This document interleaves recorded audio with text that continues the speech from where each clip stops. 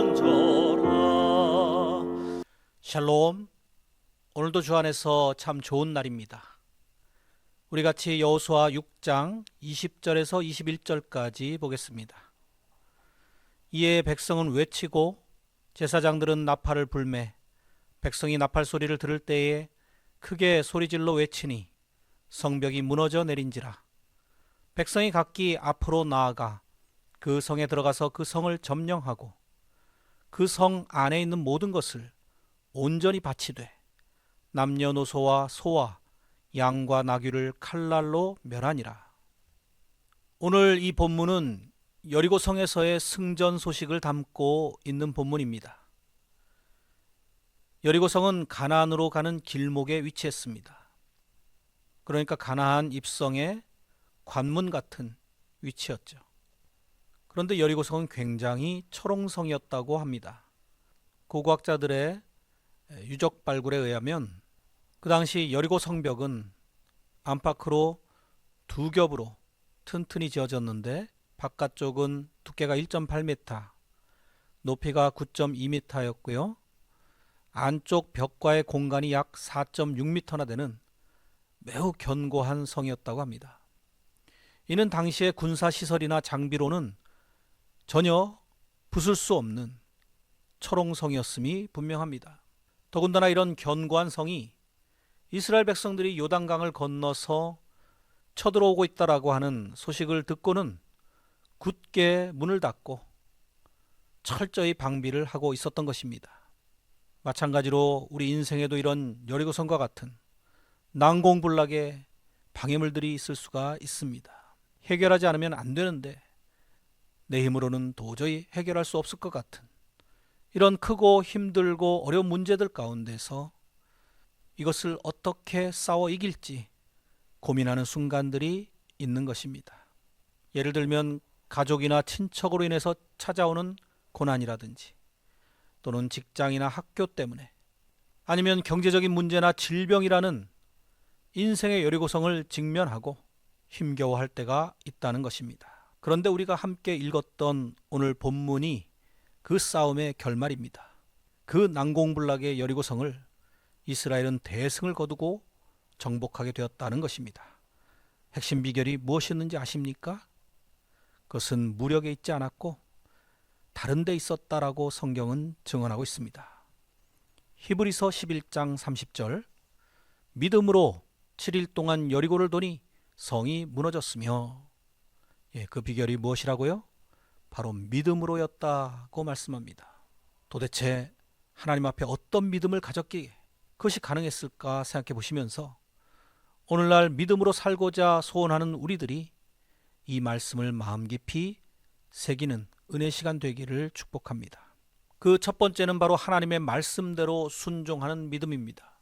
백성들은 여호수아의 명령을 들었습니다. 그 말에 아무런 시비도 걸지 않았습니다. 어떻게 그럴 수 있었을까요?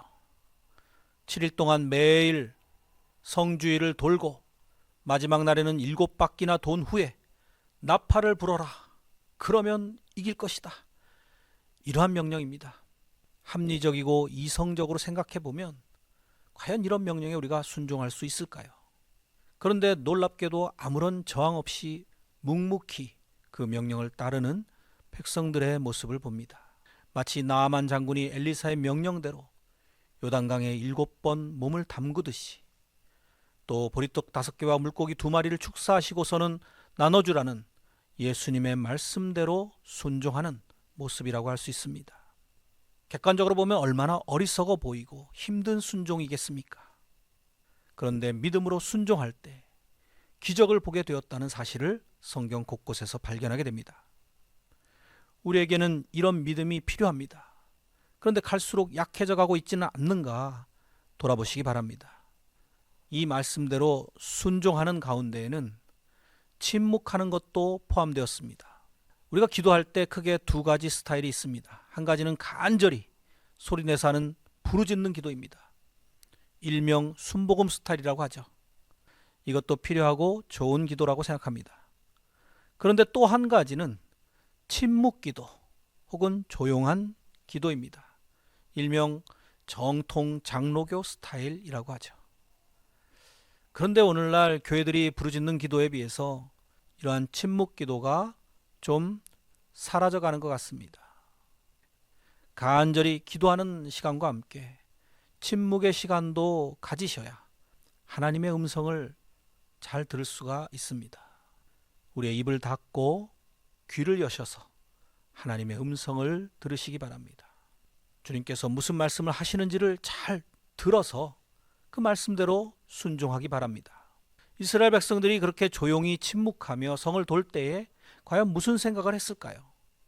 어떤 기도를 드렸을까요? 여리고 성이 무너지는 비전을 마음속으로 그리면서 그것을 믿고 간절히 속으로 부르짖었을 것입니다. 그러니까 그들의 믿음을 히브리서에서 믿음으로 라고 강조하고 있다고 믿습니다. 신앙생활이라는 것은 내 힘으로는 할 수 없다라는 나의 연약함과 부족함을 깨닫고 하나님 앞에 조용히 엎드려서 그분의 명령에 순종하는 것입니다. 하나님의 말씀이 침묵하라면 조용히 순종하고, 또 나팔을 불며 크게 외치라고 하면 담대히 소리 높여 외칠 수 있는 그 믿음이 저와 여러분들에게 있기를 축복합니다. 두 번째로는 인내하는 믿음입니다. 순종하는 믿음이 한때의 믿음으로 그치는 것이 아니라 이루어질 때까지 순종하며 기다릴 수 있는 인내의 믿음이 되어야 합니다. 특히 이 여리고성 정복 사건과 관련해서는 7이라고 하는 숫자가 많이 등장을 합니다. 성경에서 7은 완전수입니다. 그러니까 순종을 하되 끝까지 온전히 순종해야 한다는 것을 의미합니다. 아무런 변화나 어떤 유의미한 조짐이 나타나지 않는 가운데에도 하루, 이틀, 사흘, 나흘 계속해서 순종했던 백성들의 모습과 그 마음을 한번 헤아려 보십시오. 우리가 만약 그쯤 되었으면 조급해졌을 것입니다. 뭔가 잘못되고 있는 것은 아닌가? 내 생각에는 이렇게 해야 될 것 같은데, 또는 불평과 원망과 포기가 올 수도 있는 상황이었습니다. 대표적으로 광야 40년 동안의 이스라엘 백성들이 보여주었던 모습이 바로 그런 모습 아닙니까? 하지만 이 여리고 전쟁에서 승리한 여호수아와 백성들의 모습을 보십시오. 엿새 동안 언약궤를 따라 조용히 걸으면서 순종하며 나아갔습니다. 그리고 일곱째 날에는 그 엿새 동안 반복했던 발걸음을 다시 7바퀴나 더 돌았습니다. 그리고 기적은 제7일째 마지막 7번의 순종 끝에 일어났습니다. 12번 돌 때까지는 아무런 일도 일어나지 않았지만 13번을 채우자 기적이 일어났던 것입니다. 지금 우리의 삶에 아무 일도 일어나지 않는다 할지라도 절망하지 마시기 바랍니다. 끝까지 순종하십시오. 우리 주님의 십자가 사랑을 기억하시면서 하나님 아버지의 뜻에 마지막까지 인내로서 순종의 경주를 나아가시기를 축복합니다. 그 순종이 저와 여러분의 믿음을 온전히 성숙시켜 갈 것입니다. 히브리서 5장 8절, 그가 아들이시면서도 받으신 고난으로 순종함을 배워서 온전하게 되셨은즉 자기에게 순종하는 모든 자에게 영원한 구원의 근원이 되시고, 이러한 승리의 비결을 깨달으시고 오늘 이 아침에 여러분 앞을 막고 서 있는 영적인 저 여리고성을 바라보시면서 믿음으로 이끄시는 주님의 언약궤를 따라서 힘을 얻고 나아가시기를 축복합니다. 그리고 사람의 힘과 지혜와 방법이 아닌 하나님의 힘과 지혜와 방법으로 승리하시는 저와 여러분의 인생 되시기를 주의 이름으로 간절히 축원드립니다. 기도하겠습니다. 온 세상 만물의 주관자 되시는 하나님 아버지, 우리의 인생이 순탄치만은 않다는 것을 경험하며 살아가고 있습니다. 그 가운데서도 하나님께서는 많은 것으로 채워주시지만 여전히 우리는 부족하다고 광야 백성들처럼 원망하고 다시 애굽으로 돌아가려는 미련한 마음이었음을 고백합니다. 우리의 믿음이 너무나 연약하기 때문에 이런 어리석은 생각을 하는 저희를 불쌍히 여겨주시고 온전하게 변화시켜 주시기를 소원합니다. 이제 여리고성에서의 승리를 누렸던 이스라엘 백성들의 그 모습이 우리의 모습이 되게 하옵소서.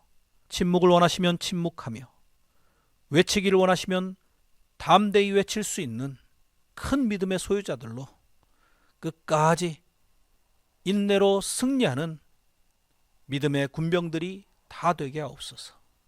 예수님의 이름으로 기도드리옵나이다. 아멘. 오늘도 담대히 믿음의 발걸음들을 나아가시는 복된 하루가 되시기를 축원드립니다.